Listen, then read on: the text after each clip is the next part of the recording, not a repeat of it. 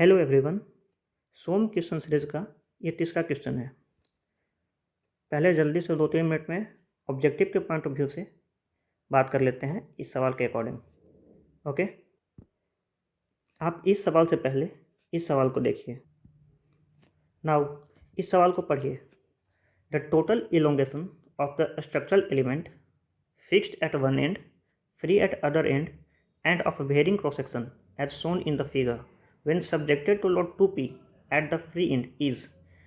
अगर free end पे 2p load लग रहा है तो टोटल इलोंगेशन इस स्ट्रक्चरल एलिमेंट में कितना आएगा, ये आपसे पूछा जा रहा है। ऑब्जेक्टिव सवाल है और यही एग्जैक्ट सवाल अभी पीछे में जो दिखाया था ईएसी का पूछा हुआ सवाल सेम है। देखिए आप इस सवाल को एक बार पढ़िए। Draw the diagram of normal forces, stresses and displacements along the length of the stepped bar. यहाँ पे ये देखिए आप कि डिस्प्लेसमेंट का ही डायग्राम ड्रॉ करना है, यानी कि इस स्ट्रक्चर में भी डिस्प्लेसमेंट निकालना पड़ेगा और वही सवाल वहाँ भी पूछा गया था। देखिए टोटल इलोंगेशन पूछा जा रहा है, यानी कि आपको डेल्टा वन, इसके लिए डेल्टा वन मान लेते हैं कि इसके लिए डेल्टा वन, इसके लिए डेल्टा टू और इसके लिए डेल्टा थ्री निकालना होगा और तीनों को ऐड करना होगा तो टोटल इलोंगेशन आप बता पाइएगा। तो इसी सवाल का मैं अप्रोच वहाँ पर भी सिखाऊंगा और सेम वही अप्रोच यहाँ भी लगाएंगे और इसका आंसर आप लोग कमेंट सेक्शन में बताएंगे। ओके, नाउ ऐसे सवालों को करने के लिए पहले इस स्ट्रक्चर का एफबीडी बनाएंगे। तो इस स्ट्रक्चर का एफबीडी बनाने के लिए, FBD means free body diagram बनाने के लिए AB वाले पार्ट को अलग कर लेंगे और BC वाले पार्ट को अलग कर लेंगे। ओके, तो मैं यहाँ पे अभी एफबीडी बना रहा हूँ। अगर आपको बनाने आता है तो आप भी बनाएंगे और मैं इस पे अप्रोच पे सिखाऊंगा कि कैसे इसका एफबीडी बनाया जाता है। यहाँ पे हम लिखेंगे free body diagram of AB and BC।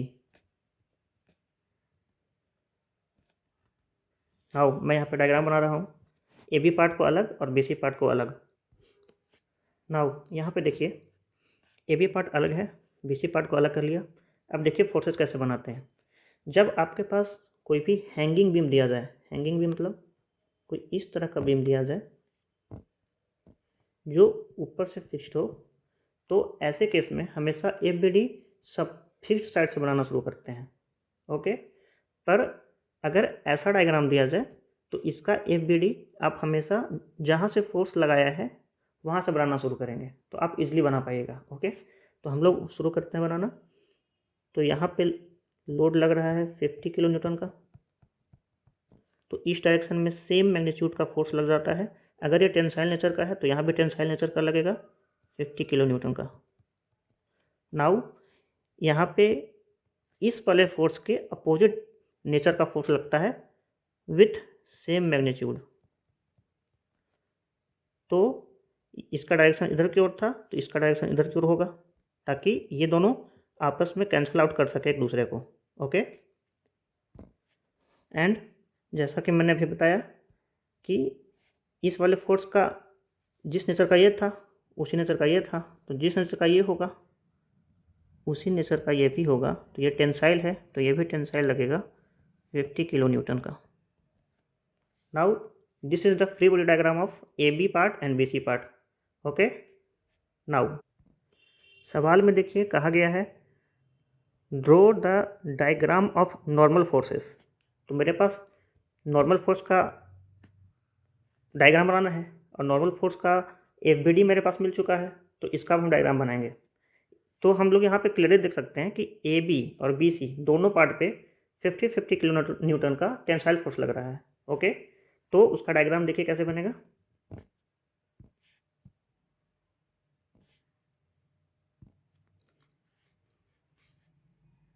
पहले जो स्ट्रक्चर दिया हुआ है उसको यहाँ पर ड्रॉ करेंगे, फिर इसके सामने से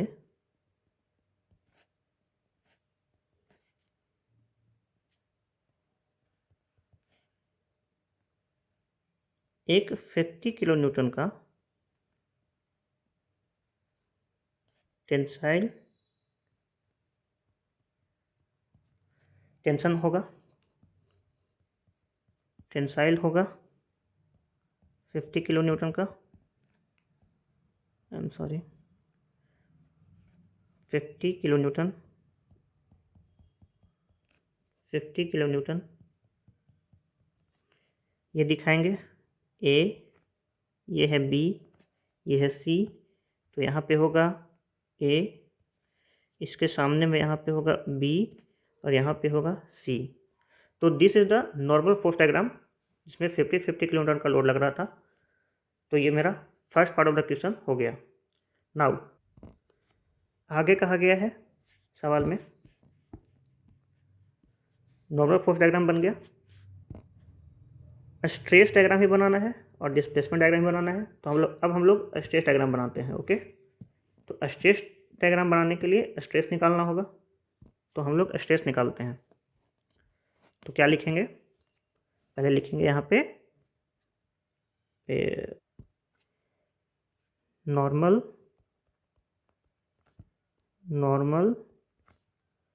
stress diagram.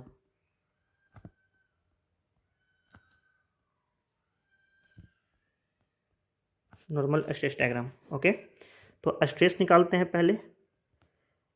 Stress of portion A B कितना आएगा और stress of portion B C कितना आएगा। तो स्ट्रेस पर क्या होता है, जितना लोड लग रहा है बटा एरिया, मतलब P बाई ए, यहाँ पे भी होगा P बाई ए। तो ए बी वाले पोर्शन पे देखिए, यहाँ पे ए बी वाले पोर्शन पे 50 किलो न्यूटन का लोड लग रहा है और बी सी वाले पोर्शन पे भी सेम 50 किलो न्यूटन का लोड लग रहा है टेंसाइल नेचर का।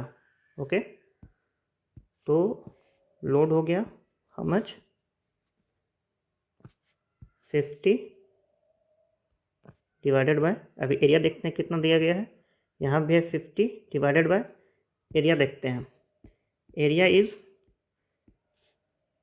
एरिया देखिए यहाँ पे दिया गया है, एरिया ए बी पोर्शन का 100 mm², बी सी पोर्शन का 200 mm²। ओके, तो 100 ए बी का है और 200 बी सी का है। यहाँ पे क्या आ जाएगा 100 और बी सी पोर्शन का 200। ओके, नाउ यूनिट क्या होगा इसका, ये है किलो न्यूटन में और ये है mm² में। तो ये आ जाएगा किलो न्यूटन पर mm² में। इसको हम चेंज कर लेते हैं न्यूटन में, तो ये क्या बन जाएगा 10⁻³ न्यूटन में आ जाएगा। तो इसको डायरेक्टली हम लिख सकते हैं इंटू 10⁻³ न्यूटन। तो ये यहाँ से क्या निकल के आएगा, कितना वैल्यू निकल के आएगा 500 न्यूटन पर mm²। सेम यहाँ पे भी करेंगे 10⁻³, ये वैल्यू कितना निकल के आएगा 250 न्यूटन पर mm²। अब मेरे पास स्ट्रेस मिल गया। अब नॉर्मल स्ट्रेस डायग्राम बनाते हैं। नॉर्मल स्ट्रेस मिल गया, देखिए डायग्राम बनाने के लिए वापस से सेम जो बॉडी हम लोग का सवाल में दिया गया है वो ड्रॉ करेंगे। इसका नाम देंगे ए बी सी। नाउ इसके सीध में ही एक लाइन ड्रॉ करेंगे। देखिए ए से बी पोर्शन का स्ट्रेस 50 न्यूटन पर mm² है और बी सी पोर्शन का है 500 न्यूटन पर mm²। तो ए बी पोर्शन में कितना बनेगा, ए बी पोर्शन का थोड़ा सा डायग्राम एडजस्ट कीजिएगा।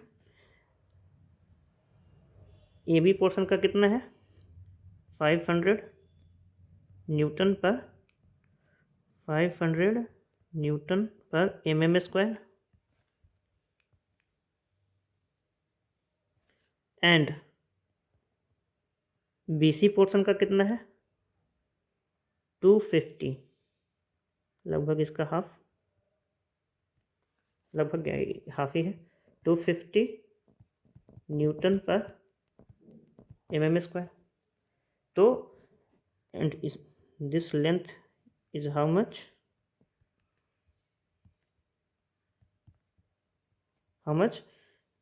1 मीटर एंड 1 मीटर। तो this is the diagram of normal stress diagram. Okay, now third portion देखिए। अगला पोर्शन में क्या निकालना है? अगला पोर्शन है सवाल का ड्रॉ डिस्प्लेसमेंट डायग्राम। तो पहले इसका डिस्प्लेसमेंट निकालते हैं जो कि वहाँ ऑब्जेक्टिव में भी पूछ रहा था, और फिर उसका डायग्राम बनाते हैं। ओके, तो यहाँ पे क्या लिखेंगे? डिस्प्लेसमेंट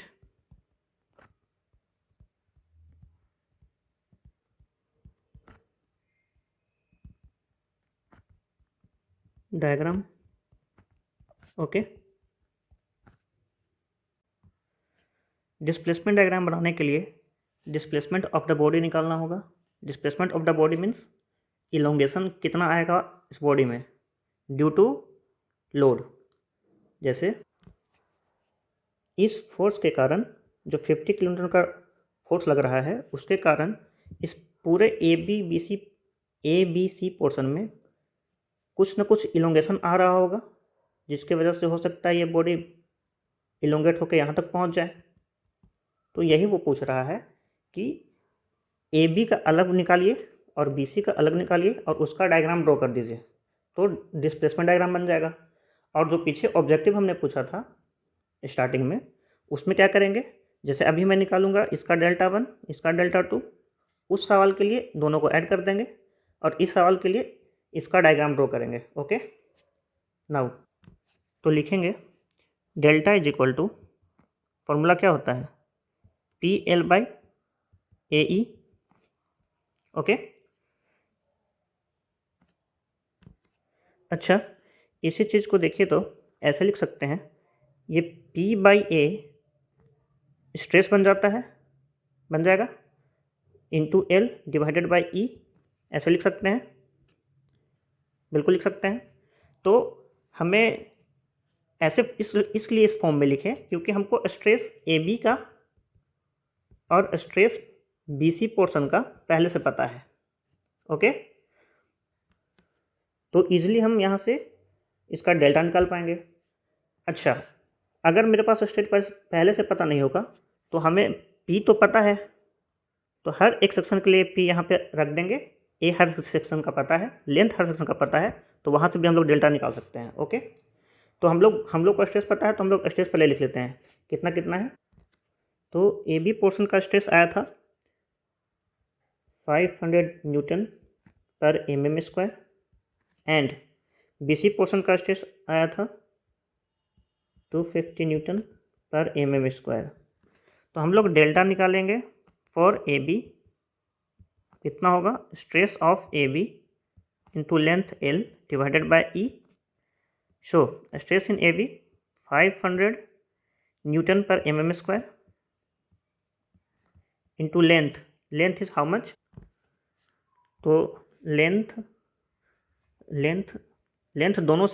दोनों पोर्शन के लिए 1 मीटर गिवन है। एंड वैल्यू ऑफ ई भी देख लेते हैं। देखिए, मॉडुलस ऑफ इलास्टिसिटी दिया गया है 200 किलोन्यूटन पर मीटर स्क्वायर, तो ये सब वैल्यू वहाँ डालते हैं। तो लेंथ था 1 मीटर, लेंथ 1 मीटर गिवन था, इसी को अगर mm में लिखेंगे तो 1000 mm होगा। तो यहाँ पे क्या लिखेंगे? 1000 डिवाइडेड बाय ई कितना गिवन था? 200 किलो न्यूटन पर mm स्क्वायर। पर किलो न्यूटन में तो पुट कर नहीं सकते हैं क्योंकि यहाँ पे स्ट्रेस न्यूटन पर mm स्क्वायर में है, तो इसको भी चेंज कर लेंगे 200 इंटू 10⁻³ न्यूटन पर mm स्क्वायर। नाउ वैल्यू यहाँ पुट किए 200 इंटू 10⁻³ तो ये वैल्यू निकल के आएगा 2.5 यूनिट क्या होगा mm। Now stress in BC portion is equal to, sorry stress नहीं, elongation in BC portion is equal to stress in BC to length L divided by E। क्या होगा BC का stress 250 into length L 1000 divided by 200 into 10⁻³। ये value कितना आएगा 1.25 mm। Now हमारे पास displacement AB में पता है, डिस्प्लेसमेंट BC दोनों का पता है। अब इसका डायग्राम ड्रॉ करते हैं। इसका डायग्राम ड्रॉ करने के लिए जो बार दिया गया है उसे बनाएंगे, उसके बाद एक्सिस बनाएंगे क्योंकि इलोंगेशन डायग्राम बनाना है। तो इसके एक्स एक्सिस पे आएगा डेल्टा का वैल्यू जो कि हम mm में ले रहे हैं, और इस पे आएगा लेंथ का वैल्यू जिसे हम मीटर में ले रहे हैं। ओके, तो वैल्यू ऑफ AB सेक्शन के लिए डेल्टा का वैल्यू 2.5 है एंड लुक हियर 2.5 है एंड BC के लिए 1.25 है। तो ये एक्सिस पे दिखाते हैं और 1 मीटर का डिस्टेंस पे है, वो तो पहले ही देखे हैं। तो इसका शो करते हैं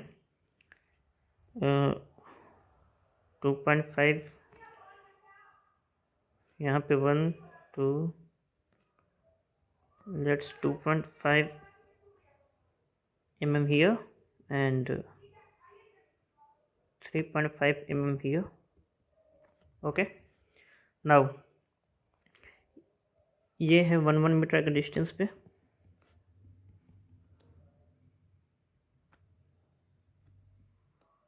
वन मीटर के डिस्टेंस पे हो गया। तो ये होगा 0 से 2.5 हो गया, डेल्टा का वैल्यू 2.5। और अगले 1 मीटर के लिए इसका वैल्यू कितना था 3 सॉरी ये कुछ इस तरीके से जाएगा, इसके सामने